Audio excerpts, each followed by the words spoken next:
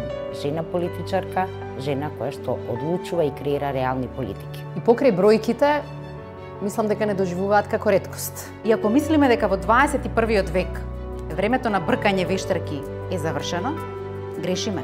Да се биде жена политичар во нашата земја е навистина ѓаволски тешка работа. За мене е тоа една трка, еден маратон во кој што трчате во штикли, на необележана патека, на лизгав терен.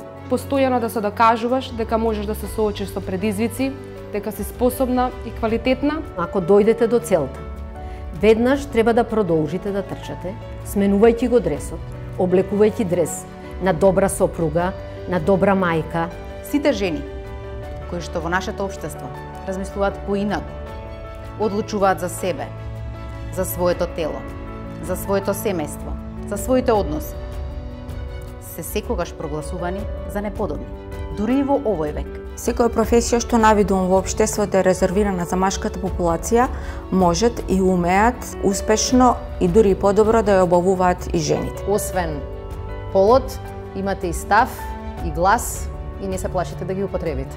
Треба да ги почитувате собствените принципи, да ги почитувате тугите мислења и различните од себе. Тогаш не е важно дали сте маж или жена. Бев избрана во собрание во кое имаше само 7 жени од 120. И кога ќе погледнете сега како изгледа нашето собрание, ќе видите дека навистина има напредок. Треба да бидеме упорни и храбри и да постигнеме целта, а тоа е подеднакво учество на жените и мажите во сите процеси на одлучување. Само заедно со мажите, равноправно, можеме да го подобриме овој свет. Се надевам дека сум пример за многу други млади жени за да успеат во светот на политиката, кој што е навистина свет преполн со предизвици, но и многу емоции. Сепак до нас жените е и од нас зависи.